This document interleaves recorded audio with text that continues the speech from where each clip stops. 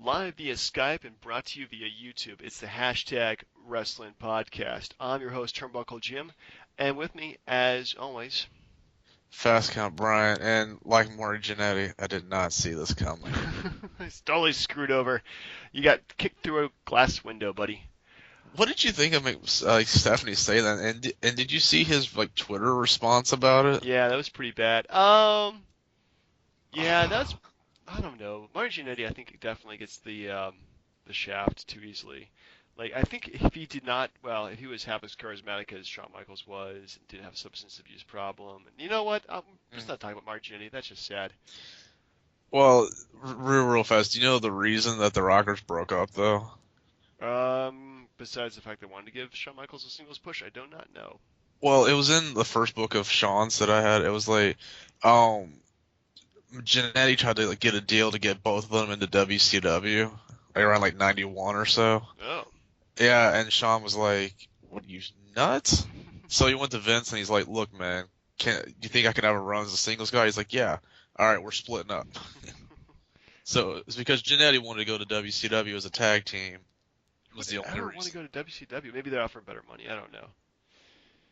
Well, Still, it was something about not being included on a Wheaties box or something. I don't know.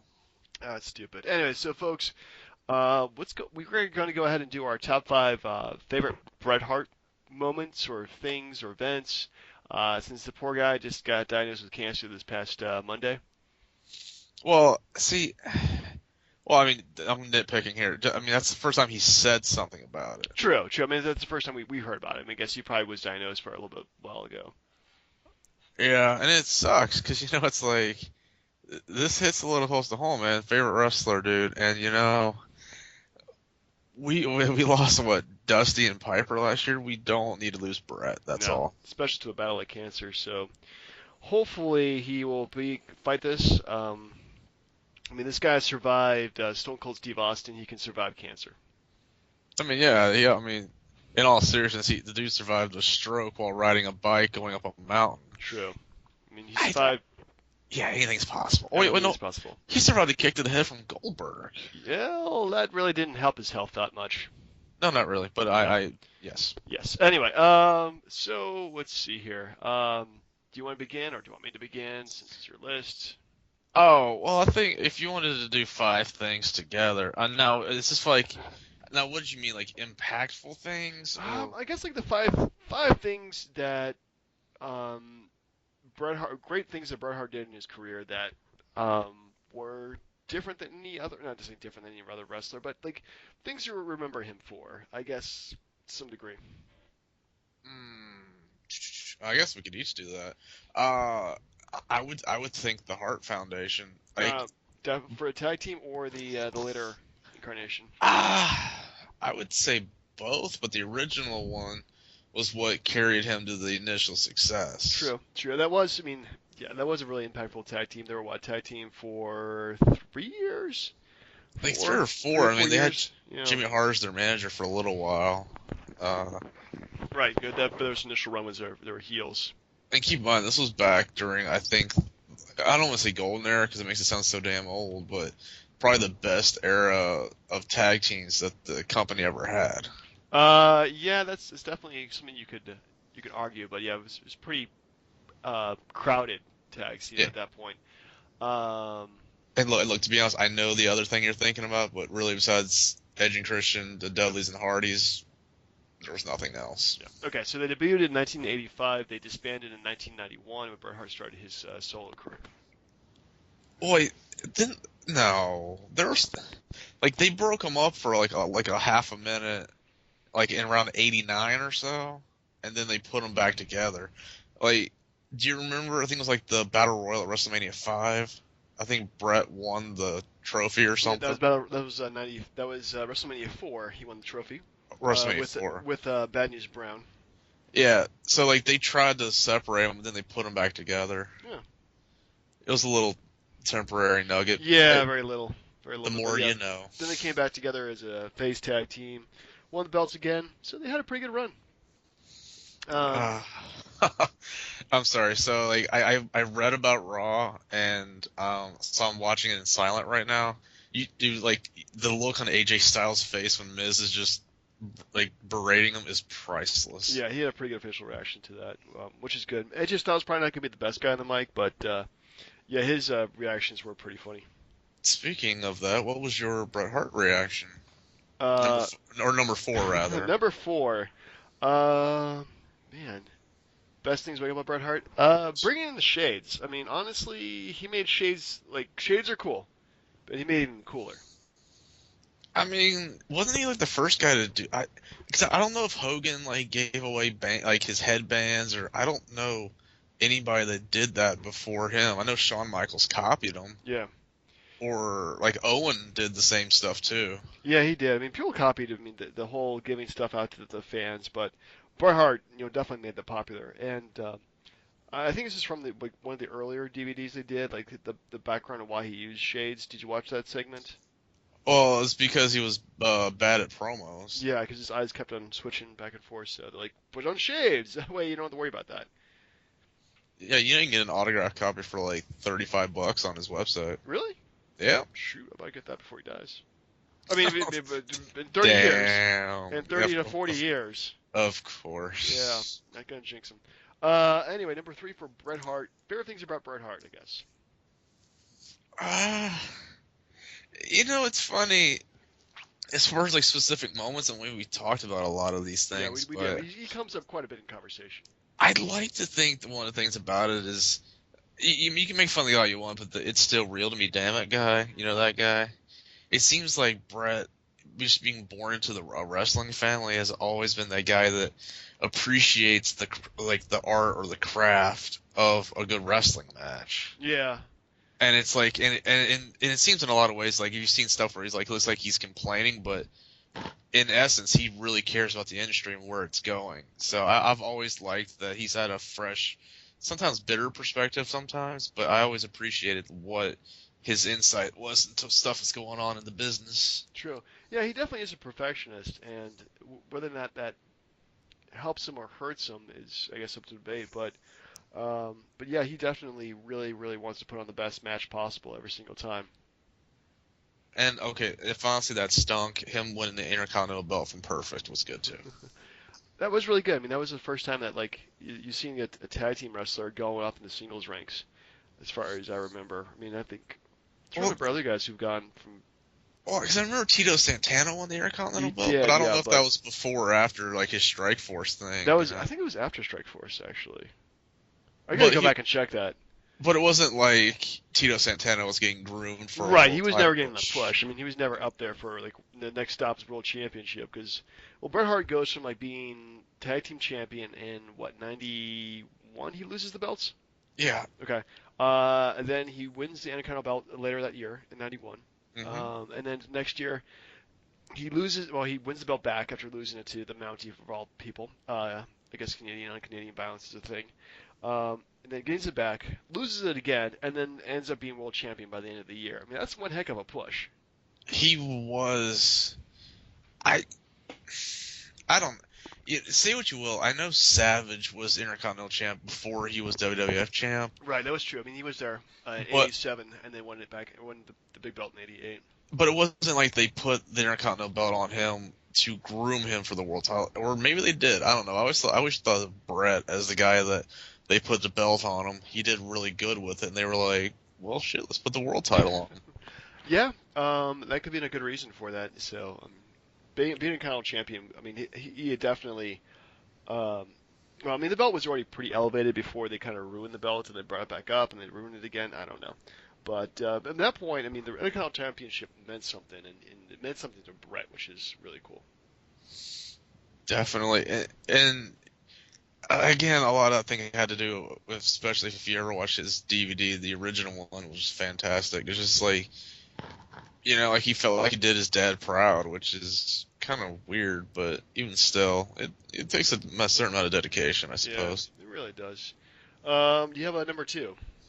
Well, I rambled, sir. What do you got? Ah, goodness. Number two, I'm gonna go with wrestling. Like, I think his best moment or best pay-per-view performance of all time, WrestleMania 10. Wait, You liked his Owen Yokozuna over the Stone Cold match? Well, more so him versus Owen to start out with. What? And then, I mean, to be honest with you, that's probably one of the best opening matches they've ever done at WrestleMania. Uh, yeah. I mean, Damn, this damn. is Now you got me thinking about it. Oh Jesus. well, that might be our topic for WrestleManias when we go there later next month. But yeah, I mean that was a great match, and the fact that he ended up champion completely, 180 when he was last year, the year before that, I should say, where he dropped the belt to Yokozuna in probably the most embarrassing way possible, and then just let Hogan win it back. I mean, this really cemented him as being the guy in the company by winning the belt back, and in a big venue too, and a big, the first WrestleMania without Hogan. So to me, I think that was pretty much, that was the biggest moment of his career. Yeah, it was kind of funny though. They kept like hyping it as like the new generation, even though Bret had been around since Hogan came in. But that's not the point, I Yeah, suppose. man. I'm probably gonna go back and watch that crap just as experience to see how bad it was. What? Which one? Just all like the Raws and the pay-per-views that era, because there's a lot of stuff I missed between '93 to '97. I just didn't watch the product at all. I did that for a while when I first got the network. It's actually really good. Like it gives you an appreciation for one, how bad the wrestling was, and for the most part, it gives you an appreciation for how they built up a pay-per-view without having to shove so many hours of content down your throat. True, true. Well, do you have a big number one to finish up our top list? Step favorite things about Bret Hart? You know, it's a bias thing, but I still think. I mean, honestly, when you think Bret Hart, you'll always think Shawn Michaels, and you'll always think the screw job, like 100%. Like it's like the first thing that anyone ever thinks of for the Right. most part. But I'd like to think if the man friggin' died tomorrow, it would the best thing would ever that you'd ever know is that like he brought out the best in his opponents. Again, no comparison to Shawn because I always thought Bret was better and didn't have as long of a career to show that. But I mean, you look at the match he had with like I said, with all his feud with Owen or even Bulldog, or he made Diesel look good for Christ's sakes. Like Undertaker stuff, like again Stone Cold, or even like he made Yokozuna look good. I mean, even he made Jerry Lawler look good. Yeah. Or think about crap his WCW time where he made Goldberg and DDP look good. Whoa, He whoa, had whoa. What's up next to DDP here? I dude, if it wasn't for Eric Bischoff being his neighbor, he wouldn't have had a job. True, true. But yeah, I mean, you're right. He definitely made everybody look just like $1 million anytime he took somebody on. So yeah, definitely very unappreciated. Well, he made everybody look fantastic.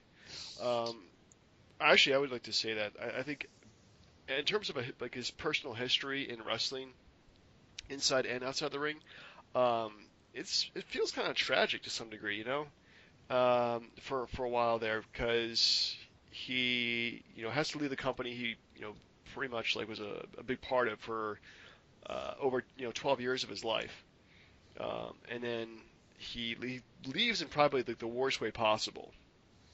Well, Um, yeah, I mean the whole story behind that's the whole thing. yeah, that's a whole different kind of worms. But and then his brother dies less than 2 years after that, and in a botched stunt to get into the ring. Um, and then he gets concussion, gets a stroke, recovers from that, and actually comes back and mends fences and becomes the bigger guy in all this, and actually doesn't keep his bitterness about him, and he actually goes back and makes amends with Vince and with Sean and with the WWE fans. Well, and a lot of that, because in Brett's book he says that a lot of the bitterness about Montreal helped lead to the stroke he Yeah, had. Now another one, I don't know if you remember his he had another brother that died like the day before Survivor Series 90, the right. Undertaker debut. So he came out there, and Piper was talking about how he was dedicating the match to the loss of his brother and all that jazz. But I mean, dude, his life's been about wrestling. Like he was born into it, had a freaking dungeon in his house. I mean, he even had the DVD Wrestling with Shadows. I mean, about the screw job. Like the dude's life has been wrapped around professional wrestling. Yeah, Yeah, you just can't get a more wrestling guy than him. So anyway, with that wrapping up, let's go ahead and talk about Raw from this week, if you're still going through it. No, I mean I read about it. Apparently the ending was just weak sauce. Yeah, pretty much the ending is New Day versus Roman Reigns and Dean Ambrose. I think it's maybe, I don't think it's a DQ or whatever, but Brock Lesnar runs in there and beats the crap out of Dean Ambrose, and that's pretty much it. Yeah, it was a very weak show overall. There wasn't very much to like about it. The Miz versus AJ Styles, or Miz AJ Styles build up was kind of cool. Like, I'm starting to watch SmackDown now on a regular basis. How dare you? I know. Um, Hey, and I hate to apologize. Can you run the Raw thing for like 2 minutes? I gotta take care of like a little niece business like real quick. the advantages of doing a live podcast inside your own house. Just give me like 2 minutes, literally. I'll be right All back. right. So anyway, yeah. So Raw. I mean, it was just a regular show to build up the pay-per-view. The pay-per-view coming up. Uh, the Brock Lesnar, Dean Ambrose stuff in the beginning, I thought was pretty good. It gave some little screen time together. Brock Lesnar Triple H was kind of good. Um, Anytime that Brock Lesnar showed up, I thought it was pretty decent. But overall, I felt that it was kind of a boring show. Titus versus Tyler Breeze, honestly, like stuff like that pisses me off because it's like you have two talented guys and they're doing nothing with them. You have 3 hours of freaking content. Do something with it. Don't just stand around and just have them wrestling on a meaningless match. Get some storylines in there, folks. Get some promos. Give these guys some characters. Because that's one thing that I think NXT does so much better than WWE now is actually establishing a character in the ring. So people love the wrestlers or hate them so much easier in that product than in the mainstream WWE roster. Um, so yeah, I thought that overall the show was very lacking. The main event was okay. I mean, the New Day is always entertaining. Those guys are probably the best things on Raw today. The Diva stuff was confusing at best, with Brie Bella beating the champion Charlotte in a meaningless match. I mean, that was bullcrap. And if they have Brie versus Charlotte, it's gonna be a bathroom break at the next pay-per-view. Um, and also the Sasha Banks versus Becky Lynch was turned into Team Bad, turning on Sasha Banks. I thought that was kind of quick. I mean, honestly, they really should have teased that for a few more weeks to build it up and give us a big moment. But no, she's, I guess, a face now, and we're supposed to. Well, I mean, we're always cheering for Sasha Banks because she's freaking awesome. But really, that was just terribly done. I just feel like the WWE needs like two things. Number one, more writers, and number two, like a head writer who actually knows everything that's going on and gets the script approval for everybody, and then, or just, I should say, it's like a head booker, so that way they actually stay consistent with from show to show in terms of characters and who's been with who. And here comes Brian, and Oh, sorry. That literally took 2 minutes and like a half. I wasn't even counting. I was just ranting on Raw, and believe me, it was a great rant. Uh, well, can I get the Cliff Notes? Cliff Notes is that Rob, for the most part, was pretty boring and sucked. Yeah, I mean, what's the deal? So, like, Big Show gets beat down by the Wyatts for what reason? Because he attacked him last week on SmackDown. So, Oh. you been watching SmackDown? A little bit, Okay. but the whole thing about it moving to the USA Network did nothing for me because they didn't change the format of the show. Like, you never see the Authority. It's just like tag matches and feuds that get a little more spotlight because the Authority's not around. Well, there's only one reason I've been watching it lately, and that is because of the new announcer they have. You like the guy? He's not bad. He's a lot more exciting than like freaking Michael Cole is.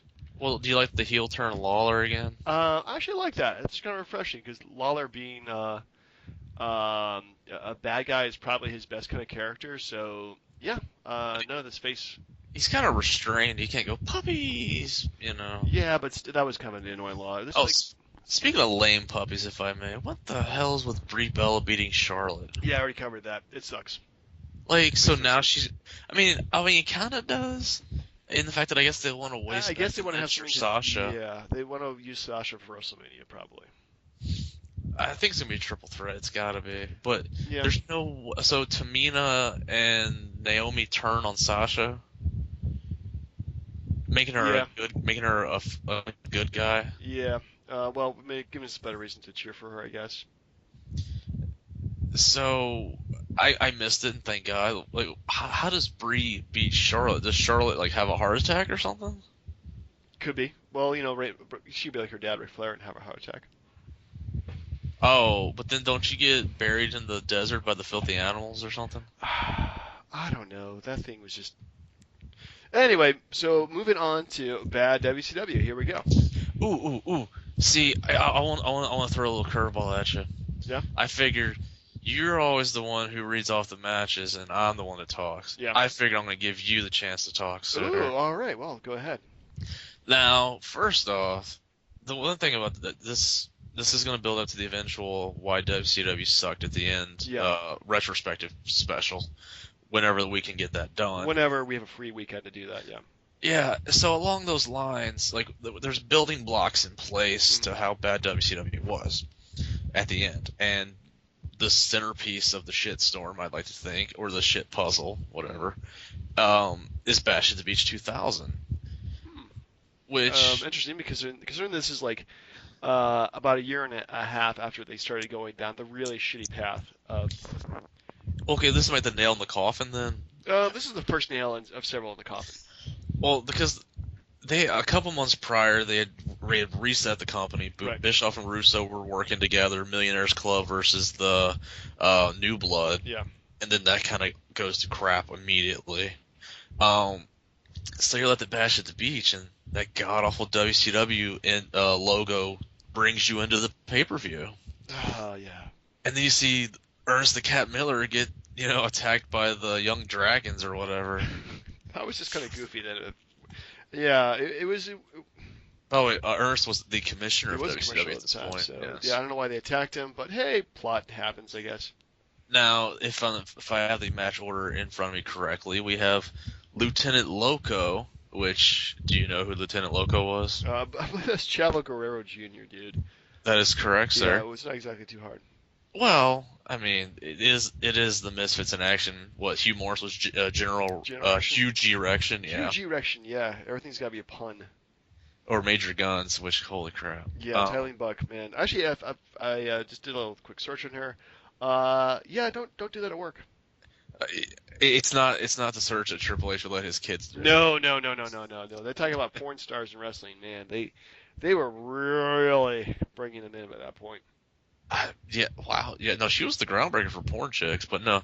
Anyway, so Lieutenant Loco Chavo Guerrero defeats Juventud Guerrera for the WCW Cruiserweight title.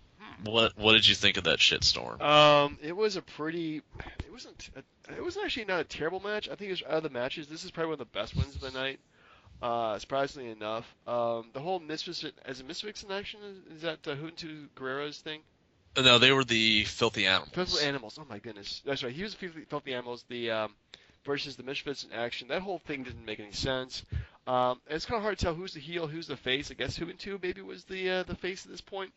Well, the MIA were the good guys because they were pushed down by Bischoff and the whole Russo clan or whatever. So Chava was the good guy. Juventud was the bad guy. Okay. Yeah, actually, it wasn't. I mean, it was one thing I do miss about WCW is that they had fantastic cruiserweight matches, and this is probably one of the last great ones they had. What'd you think about Disco Inferno trying to be Hood? I like it. Have that guy who doesn't fit in there. There's always that one person. But you got like four Mexican guys and then an Italian. I don't know, but Well, Italians used to be the Mexicans of America, so. fair enough, fair enough. Now we have Big Vito, who by the way is part of the initial not he wasn't part of the FBI then. I think they were the yeah, he was like God, the Mama Lukes with Johnny Stamboli. And he beat Screaming Norman Smiley with Jericho's fire security guy Ralphus for the hardcore title at 5 minutes and 55 seconds. Yeah, this was okay. This was pretty shitty. Norman Smiley, honestly, didn't get what was up with that guy. He had the big wiggle thing. That was just lame. Um, yeah, I don't understand why this is on pay-per-view. I thought he was hilarious, except for when he brought Ralphus in because he had that the not the innie but the outie, and he was just ginormous and disgusting, and Yeah. he made Great Khali look like Shawn Michaels.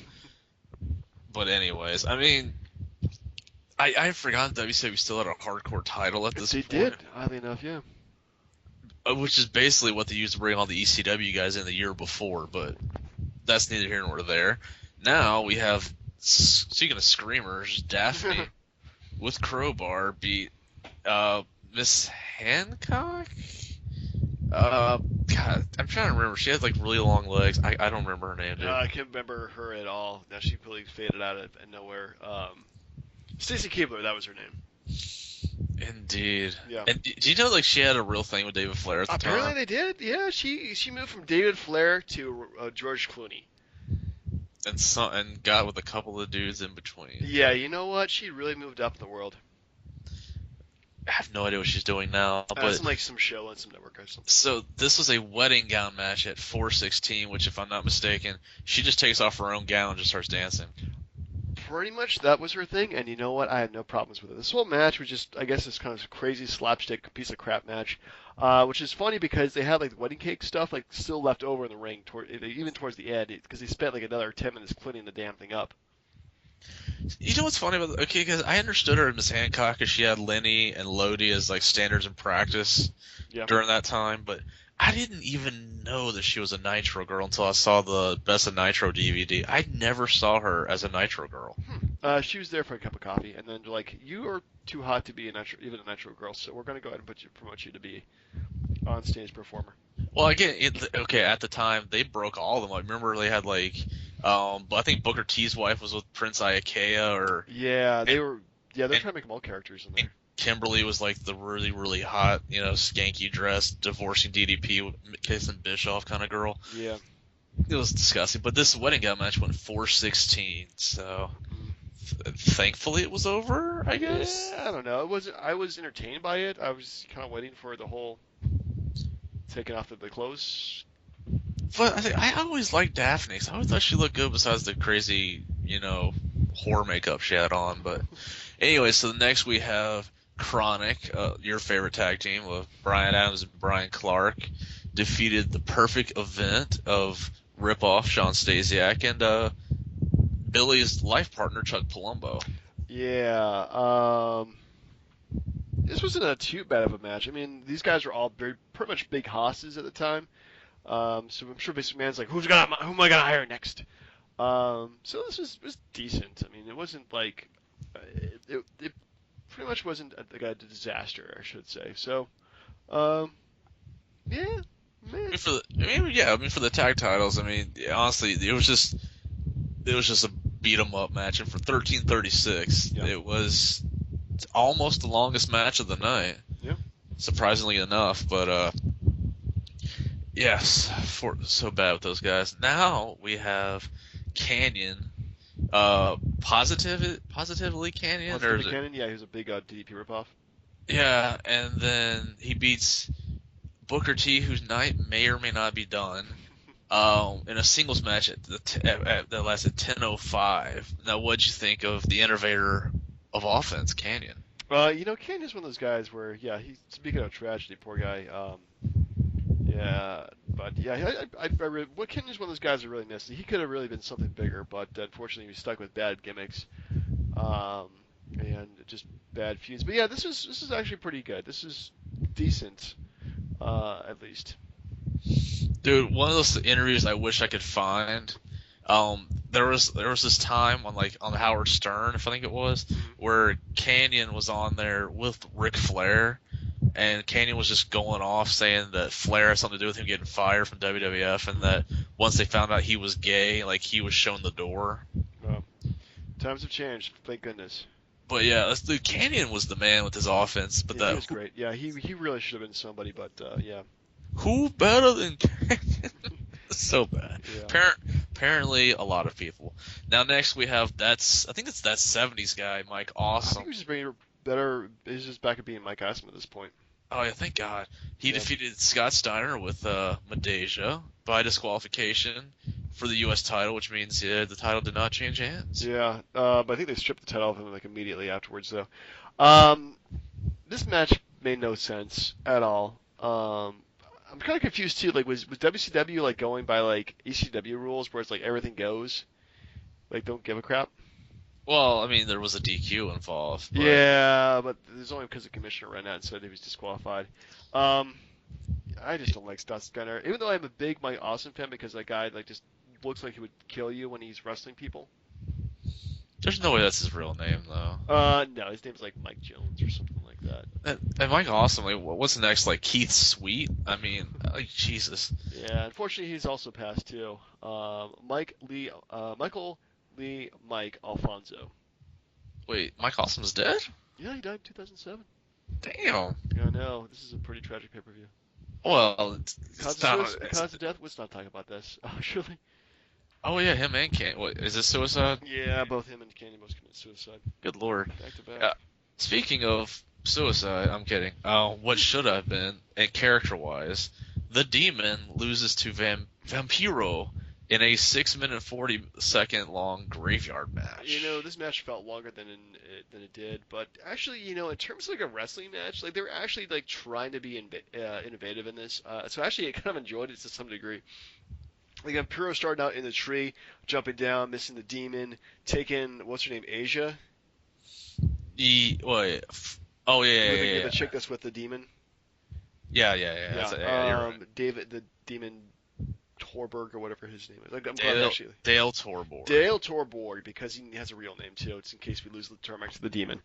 Um, so yeah, taking her, holding her hostage, using her as bait, jumping out of the river. That was kind of cool. Like I actually thought like this is pretty decent. But at least I was entertained, like wrestling entertained, kind of. The only thing that kind of like was laughable was when Vampiro puts the demon in the casket at the very end, and then he kicks it over into the open grave, and Yeah. it's clearly like this casket has absolutely no weight to it. So it's just like just falls over like it's completely empty, which it is. Uh, yeah, and, I don't understand the direction they went with Vampiro. I mean, obviously later on he did the ICP stuff with the Juggalo Right. crap, but he did these type of matches with Sting, and then the Demon. Like I didn't like the Demon to begin with, but Yeah. then when I found out how much WCW spent on that piece of shit, We have to character, use it. that's such a bad I idea. know it was really really bad. I mean, I like Kiss to some degree. I liked them a lot better back in the '90s because I was young and stupid. But man, just like trying to like buy a gimmick just from from Kiss like that. I mean, just I don't know what they were thinking. Oh, my only point is the Go-Go's had a #1 hit, but not Kiss. That's all I'm saying. What? Yeah, Kiss never had a #1 hit, sir. Oh my goodness, that just totally destroys my world. Yeah, speaking of that, Shane Douglas defeated Buff the Stuff Bagwell in a singles match for 7 minutes and 54 seconds. Yeah, it was. Neither one of these guys really excite me. So I think the end, Tori Wilson came out, had a whole thing where she would trade Buff Bagwell for Shane Douglas. I can't keep this stuff straight actually. Something But along those lines. yeah, I mean that was. I mean it was okay. I mean it wasn't terrible, but I mean it reeked of Russo's booking for that. Is she Rusev? Like, Rusev book you like Soviet Union. in Soviet Union, Yupin Hogan? No. So, No. But yeah, so that match was what it was.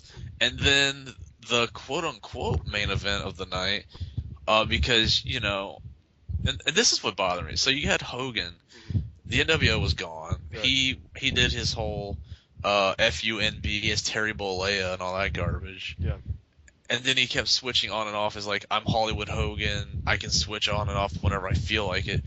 And then he defeats Jeff Jarrett by Jarrett laying down at the one.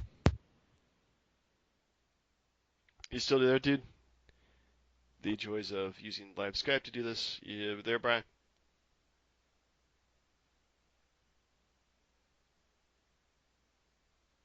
Brian, you there with me? Brian, you there?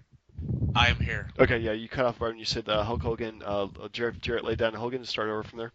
Yeah, oh, yeah. So you faded out, but on me. So Hogan beats Jarrett when Jarrett lays down at the 1 minute 20-second mark, Right. which leads to Russo coming out and saying take the damn belt, and then Hogan swearing on TV saying bullshit, which was actually kind of weird at the time.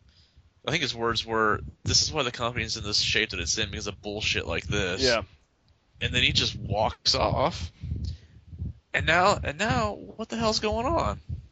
Yeah, I think the original plan was this was a worked shoot, make it look like Hulk Hogan used his creative control to win the title, and then they pretty much stripped him of the title, and then Vince Russo was supposed to do like some kind of a real reason why Hulk Hogan no longer has the belt kind of speech after that. Um, and I think his rant went a little too far, and I think that led to a defamation of character lawsuit against Yeah, WCW, which I think they lost like multi millions for that. it, no, like there's, I mean, they settled for some kind of an amount, but let's think about it. It's fake. Yeah. Hulk Hogan is not Terry Bollea. So if you say something about Hulk Hogan, you're saying something about the fictional character. Right, but the thing is, like the way that they're trying to blur the lines, and they said multiple times on the pay-per-view, like this is not part of the script, folks. This is real life. Um, that pretty much like says like, hey, we're actually like saying Hulk Hogan, Toy Bollea is a jackass for making him like win the belt. Yeah, I mean, and the plan eventually was supposed to be that like Hogan comes back and feuds with said eventual champion, but then like the WCW guys were like, dude, we can't afford Hogan anymore. Send him home. Like it's not worth it. Just send him home. So this is where all sorts of cluster shit happens. Because if I'm not mistaken, right after this, like Vampiro comes out for no damn reason. Yeah. And then the whole casket comes back out with Druids, and then Sting returns and whoops his ass again. What the hell's going on? True. And then after that, you're like, let's watch a promo for Goldberg, Kevin Nash. Oh wait, here comes Vince Russo again. Which in his book, he kept saying, he said this thing, he was like, I'm all about New York, East Coast stuff, Yankees, all that jazz. But he said that wearing the Giants jersey to go down the ring, he stressed the point that it was serious and that people needed to pay attention. That's bullshit. Yes, but what did you think of as Tony Schiavone said, this is real life, folks. That it felt so forced. Like if it wasn't like part of the script, they would do their best to try to cover that up. But yeah, I mean, they just pretty much went on like, oh, this is real life. We're not making this stuff up. This is, the work shoot crap is just one of the things that really pisses me off. Because wrestling's fake, damn it, and you should never blur the lines. But man, that was such. I did like the reactions though, like, how long we been here? Oh, we still have more show to go. At least that was kind of funny. But man, that the whole like this like trying to make it look like Hulk Hogan actually did that, and Vince Russo. I think what things that Vince Russo said actually were probably pretty true though. Well, for one thing, how many fans really knew what a creative control card was or is? Casual fans back then, I would say, or okay, the fans that actually go on the internet and actually check that was probably, I would say less than 50%. And even then, that was before the internet age really took over for wrestling. Like, it was still slow and developing at that point. Yeah, 90 or 2000. I don't know. I was on there every single day checking rumors. I don't know. I was like a year or two late from that. But, dude, like, a lot of what he said may or may not have been true. But, dude, like, it was cringeworthy because I kept thinking, are there kids in the crowd? Yeah, he dropped a lot of S-bombs on that, and like it's not necessary to do that for this kind of promo. I think he just wanted to make it as profanity ridden as possible. And WCW, we're trying to be naughty. We're trying to be like the WWE, and sometimes we go too far for the sake of going too far, and that, in my opinion, is bullshit. I, I just, he's like, that goddamn politician Hulk Hogan. I'm like, there's kids out there, damn it. No, it was ridiculous. And then, but he gets to the point. He says he came back for the Misfits for Jeff Jarrett. Yeah. Say what you will about Jarrett, but the stuff he said about Jarrett was pretty spot on. And the Booker T's of the world. So even though Jarrett lost to Hogan, screw that. Jarrett's the champion again, and he's gonna be fighting Booker T in the main event. Yeah. But before that, even more hilarity ensues. Now, if you saw the Goldberg versus Kevin Nash promo, the setup for the match was that it was for Scott Hall's contract. Which, if you saw the promo, you saw Goldberg rip up and eat said contract. But then when you saw Mean Gene interview Goldberg, he had Scott Hall's contract in his hand. What's up with that? I don't know. It's just bad writing and bad continuity, and I don't know who's in charge of it, but they did a really bad job. It was sort of like, obviously we printed another one, but even that, like, come on, don't eat the contract and then show up with another contract. True. Like, it's disgusting. Now the match itself lasted 5:28, and if I'm not mistaken, there was interference by Scott Steiner. He did. He turned on Kevin Nash for reasons I don't know. Well, you saw when Nash went out to the ring, he asked for Steiner to watch his back, and Steiner was like, "No, I'm watching Medeja or whatever." Yeah, he didn't care. Yeah. I don't know. The whole Scott Steiner involved in anything just pisses me off. The Freakzilla, man. True. So we're at the main event that was never booked before the show started. Yep, the main event that nobody paid tickets for. The longest match of the night by 4 seconds. Oh. Booker T beats Jeff Jarrett, and Jarrett loses for the second time in the same night, while being champion both times, mind you. True. Which has got to be some kind of record for the WCW title. Now, what did you think of Booker T for however long it was, like a month or two, being the man? I think I stopped watching WCW at this point. I was actually kind of shocked. Maybe I was like, "Hey, Booker T won the belt at some point." I guess they were really running out of guys to put the belt on. They really should have put it back on Goldberg, but they didn't because for whatever reason they want to keep him as a heel. I like the fact that Booker T did work through the ranks. He held multiple undercard championships before finally winning the big one. So good for him for doing that. Yeah, probably not the right time, not the right place, but good that he finally reached the top of the mountain. A couple problems I had with this whole thing. First, Booker T winning, fantastic. He was the first Black WCW champion since Ron Simmons. Right. Honestly, say what you will about The Rock being champ, but I don't know. Samoa. Well, he's definitely part black, so yeah. Fair enough. It's like Obama. No, I'm just kidding.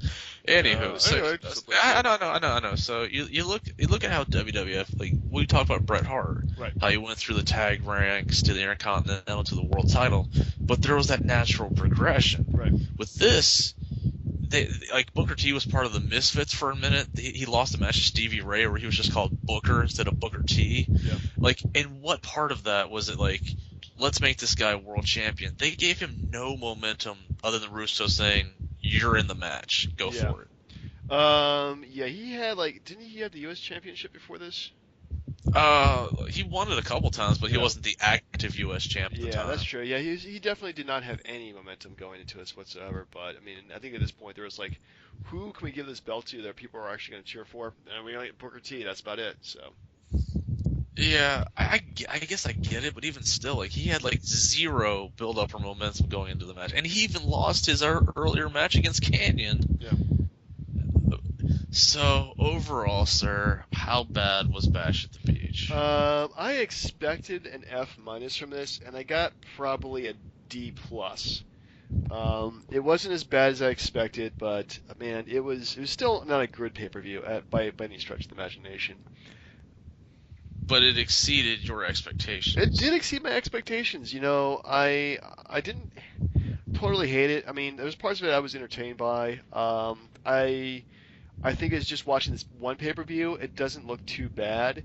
But yeah, if we there's 11 matches on the card when they could have gotten rid of like half the matches on this. Like they could have gotten rid of Big Vito, Shane Douglas, the Hollywood Hogan disaster, probably Canyon and Booker T. Like stuff like that. Just need to get. They probably could have gotten rid of it, and it would have been a much better, improved product, and just give it some matches more time. But yeah, it wasn't anything good by any imagination. Well, Russo in the book he has his thinking was because Jarrett quote unquote had a match already with Hogan, they didn't want Booker T to not have a match on the card. Yeah. But even still, if you look at this, there's no DDP, there's no Luger, Right. there's no Sting in Yeah. a match, there's no Ric Flair. There's this was WCW's attempt to try to push younger talent at some point, minus Shane Douglas. Yeah, and they did a terrible job of it. It's yeah, it was just face it, like WCW, like they had a hot streak from '96 to '98, and once they played all their cards, they really ran out of stuff to do. It's And, not all there. Hogan had a lot to do with yeah. that. But yeah, so Bash of the Beach. Bash of the Beach. So next year, next show, what pay-per-view do you want to do for this? We're going to do the destruction of WCW. Ooh, damn. There's a lot of bad choices to choose There is from. lots of bad choices. I'm going to go. What was the pay-per-view after this one? Let's see what they do next. What's their follow-up? New Blood Rising. That's the Really? one where it has. Yeah, it's got like Canyon versus Buff Bagwell with like Judy Bagwell suspended like on a pallet with a forklift. Do they really do Judy Bagwell in a pole match? Really? They did. They did. For this? Are you We sure? We gave it to Tim as a punishment match one time. I thought a long just did time. that on Metro. No, that was a pay-per-view. Oh crap! They did do this. You know, I hate to do it. I really would. For watching this. Dude, I was gonna give you like, I was gonna use a different option. What was If you what would be your made different option? Stargate '97, for the sheer fact of the way Hogan and Sting went down is like it's where like there's a chip in the boulder where the rock starts to roll downhill. Yeah, that is the chip there. But man, that's just too painful for me to watch because of the ending. To tell you the truth, so Fair enough, but I'm saying So- that's where the crap starts. it is. It really is. So let's go with New Blood Rising from 1999. 1999, 2000. Indeed. All right. Well, for the hashtag Wrestling Podcast, I've been Turnbuckle Jim. Fast count. I will see you next week, folks.